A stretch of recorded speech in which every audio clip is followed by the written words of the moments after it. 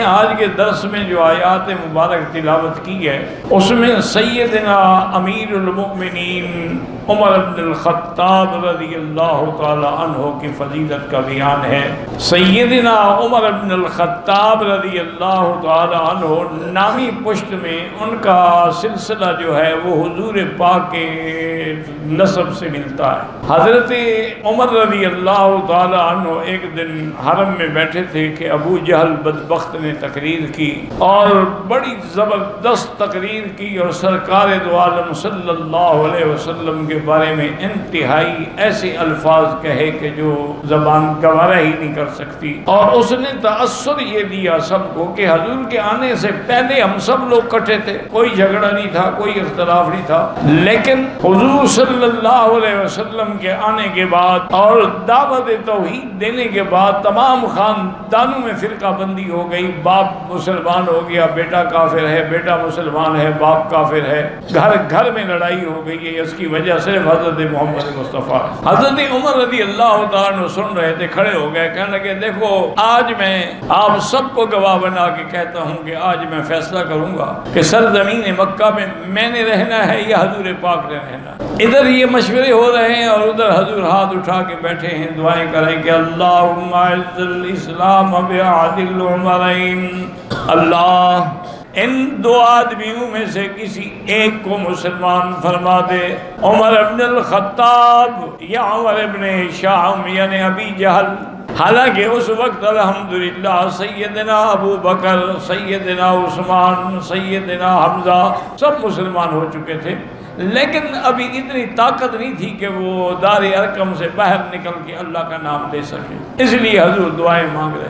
عمر رضی اللہ تعالیٰ عنہ اپنے گھر سے نکلے اور ننگی تلوار ہاتھ میں لیے ہوئے غیظ و غضب میں بھرے ہوئے جا رہے ہیں کہ راستے میں ایک بندہ ملا، اس نے کہا الہ ہے، انہوں نے کہا بس میں جا رہا ہوں، آج میں نے نعوذ باللہ حضور کو شہید کرنا۔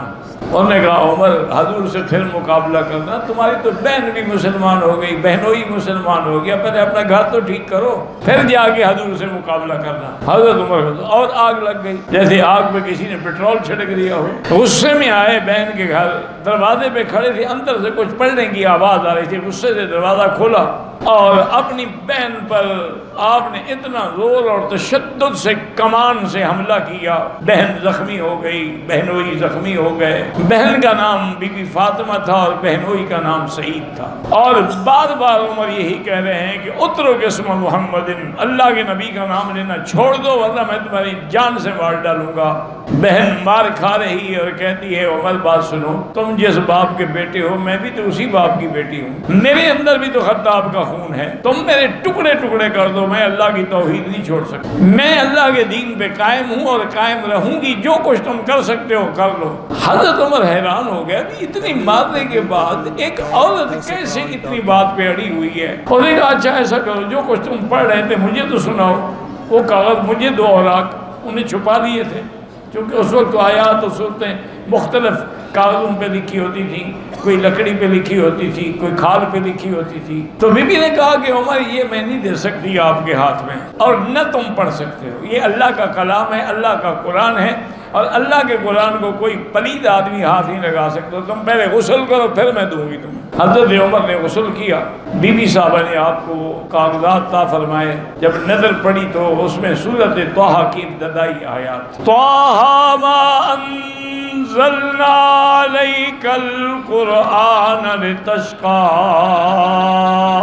الا تذکرۃ لمن یخشیٰ تنزیلا ممن خلق الارض والسماوات العلی الرحمن علی العرش استویٰ۔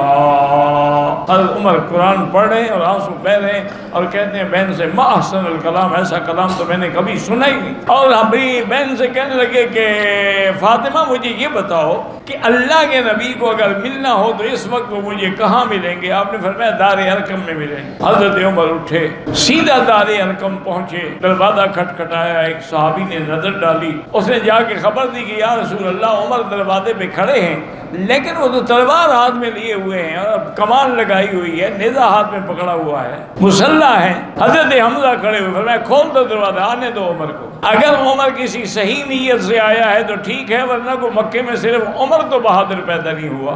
دروازہ کھولا، حضور کے چہرے پہ نظر پڑی اور عمر کی آنکھیں جھک گئی۔ حضور کے سامنے آئے، دو زانوں بیٹھے اور کہا ابسط یدک یا رسول اللہ، حضور ہاتھ بڑھائیں اور مجھے کلمہ پڑھائیں، میں اسلام لانے کے لیے آیا ہوں۔ حضور نے کلمہ پڑھایا، ابو بکر حضرت عمر نے کلمہ پڑھا، صحابہ نے نعرہ تکبیر خوشی سے بلند کیا۔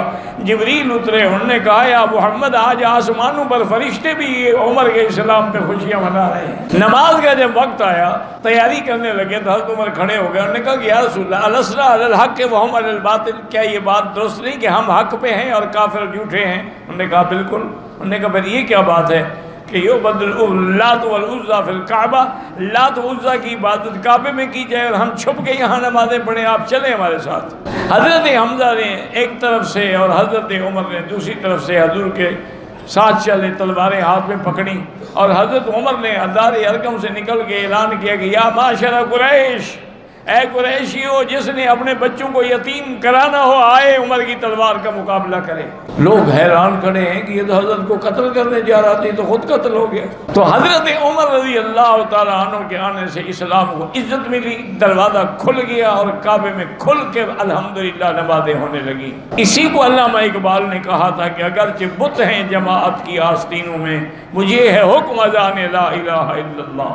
حضرت عمر رضی اللہ عنہ، اس لیے علماء کہتے ہیں کہ سب طالب، سب آنے والے جو ہیں وہ مرید مصطفیٰ ہیں، ایک عمر ہے جو مراد مصطفیٰ ہے۔ تمام آنے والے طالب مصطفیٰ ہیں، ایک عمر ہے جو مطلوب مصطفیٰ ہے، جس کو اللہ کے نبی نے اللہ سے مانگا ہے۔ اور حضرت عمر جو تھے وہ ملہم بھی تھے، محدث بھی تھے، ان کی زبان پر بھی اللہ کی طرف سے القاء ہوتی تھی۔ ایک دن حضور یہ آیت پڑھ رہے ہیں کہ اللہ پاک نے فرمایا کہ ہم نے انسان کو پیدا کیا، وہ نطفہ ہوتا ہے، پھر مضغہ ہوتا ہے، پھر اس کے گوشت ہڈیوں میں چڑھایا جاتا ہے، پھر روح پھونکی جاتی ہے۔ ابھی وَأَنشَأْنَاهُ خَلْقًا آخر تک پہنچے تھے، حضرت عمر نے فوراً کہا تبارک اللہ احسن الخالقین۔ اللہ نے جبریل بھیجا کہ یا محمد، عمر کے منہ سے جو جملے نکلے ہیں وہ میں نے قرآن کا حصہ بنا دیا، قیامت تک قرآن میں پڑھا جائے گا فتبارک اللہ احسن الخالقین۔ حالانکہ یہ جملے حضرت عمر نے کہے، اسی کو اللہ نے قرآن کا حصہ بنا دیا۔ اسی طرح حضرت عمر رضی اللہ تعالیٰ عنہ روز دعا مانگتے تھے کہ اللہم بین لنا فی الخمر بیانا شافیا، یا اللہ شراب کے بارے میں کوئی حکم نازل فرمائے، دنیا شراب میں ڈوب رہی ہے، کیونکہ شراب تو پانی کی طرح بہتی تھی نا، اور حرام بھی نہیں تھی، حرمت نازل نہیں ہوئی تھی۔ حضرت عمر روز دعا مانگتے، تو پہلا حکم جو ہے یہ نازل ہوا یسألونک عن الخمر والمیسر قل فیہما اثم کبیر ومنافع للناس واسمہما اکبر من نفعہما۔ میرے مدنی آپ سے لوگ شراب اور جوئے کا پوچھتے ہیں، اس میں کوئی فائدہ ہے لیکن گناہ فائدے سے زیادہ ہے۔ اس آیت کے بعد کچھ لوگوں نے شراب چھوڑ دیا کہ بھئی جب گناہ ہے کیا ضرورت ہے ہمیں گناہ میں پڑھنے کی۔ حضرت عمر نے پھر دعا کی کہ اللہم بین لنا بیانا شافیا، کہ یا اللہ واضح حکم نازل فرمائیں۔ اب دوسری آیت اتری کہ لا تقربوا الصلاة وانتم سکارى حتى تعلموا ما يقولون۔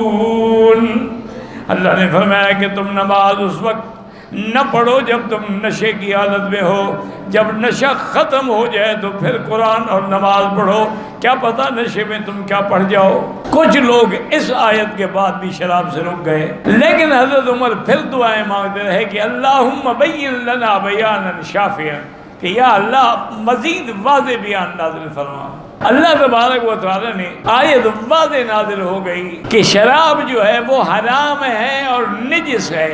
جب یہ حکم آیا تو سب صحابہ جن کے ہاتھ میں بھی اگر پیالہ تھا انہوں نے توڑ دیا، مٹکے توڑ دیے، سارے مدینے کی گلیوں میں شراب بہہ رہی تھی، اور حضرت عمر پکار کے اللہم انتہینا انتہینا انتہینا، آپ کا حکم ہے الحمدللہ ہم نے شراب چھوڑ دیا۔ تو حرمت شراب کا جو حکم ہے وہ بھی حضرت عمر کی دعائیں ہیں۔